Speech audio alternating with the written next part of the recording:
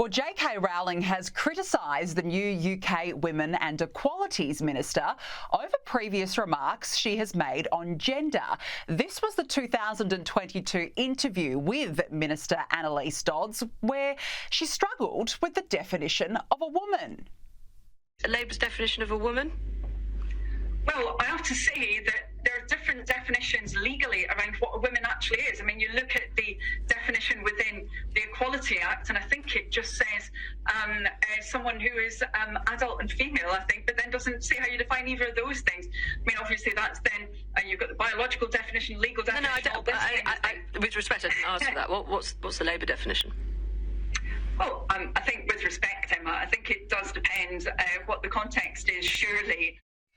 Yeah, she's the Minister for Women, but doesn't know what a woman is. Go figure. Joining me now is Emily Carver, GB News host and Sky News contributor. Emily, thanks for joining us. What utter nonsense. We know that J.K. Rowling's been very big and vocal on this. What's the Harry Potter author had to say about these ridiculous comments?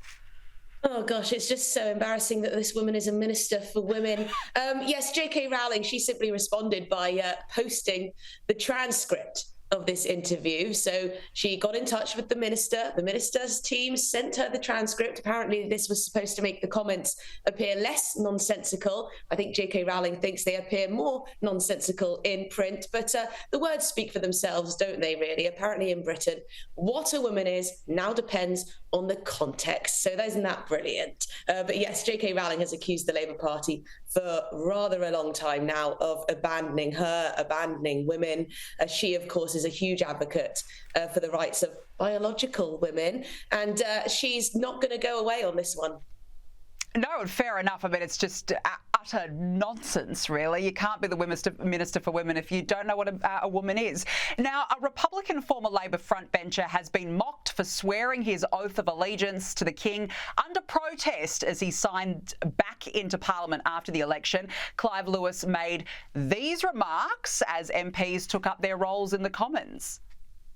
I take this oath under protest and in the hope that one day my fellow citizens will democratically decide to live in a republic. Until that time, I do solemnly, sincerely and truly declare and affirm that I will be faithful and bear true allegiance to His Majesty King Charles according to law.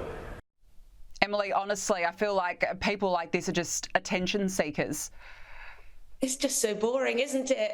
It's like the boy in class who thinks he's so much cleverer, so much smarter, so much more interesting than everyone else, isn't he? Or, you know, the one who doesn't sing the national anthem at assembly because he's taking a stand. I mean, he thinks this is edgy. I think it's boring. Can't he just do the oath normally like everyone else? You know, he has to have his little protest. He has the freedom to do this. Of course he does. He has the freedom to make his little protest, but it's just so lame.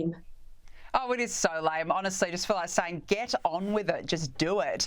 Now, let's turn to the royals now, because Prince William has reportedly put his foot down. Royal experts say he will explode if Meghan and Harry say anything else about Kate Middleton. Emily, fair enough. He would be absolutely sick to death of their cheap shots.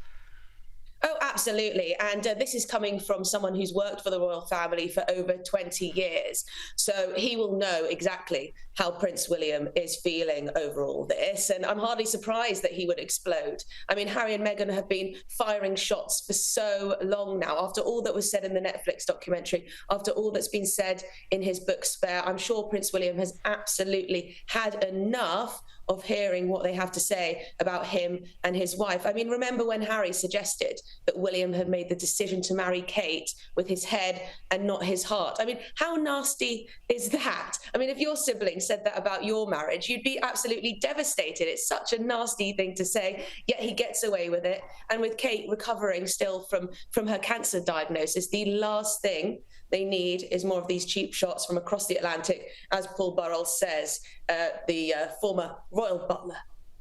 Yeah, absolutely. They don't need the nonsense from the Ginger and the Whinger. They've certainly done enough damage, that's for sure. Now, we know that Prince William loves his football. I mean, remember we saw this vision of him celebrating England's victory in the Euros. There he is only a few weeks ago, that proud moment where he leapt into the air. He was so happy.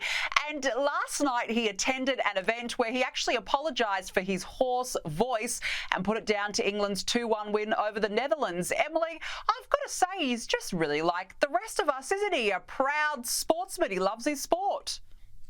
He is very likeable and he does absolutely love his sport like the rest of us. And I don't know if you saw, but the King actually issued a statement about the football, congratulating the team, but also encouraging them to secure another victory, but without the need for any last-minute wonder goals, as he put it, or another penalties drama. Apparently, this is to save the nation's collective heart rate and our blood pressure. So, yes, the King put out this message to the England team. But Prince William very much enjoyed the match, clearly, as you could see, but then straight back to his royal duties in South London, helping raise awareness for homelessness. Yeah, with a hoarse voice and all, but he still does it. What a terrific prince he is. Emily Carver, great to speak with you as always. Thanks so much for joining us. Thank you.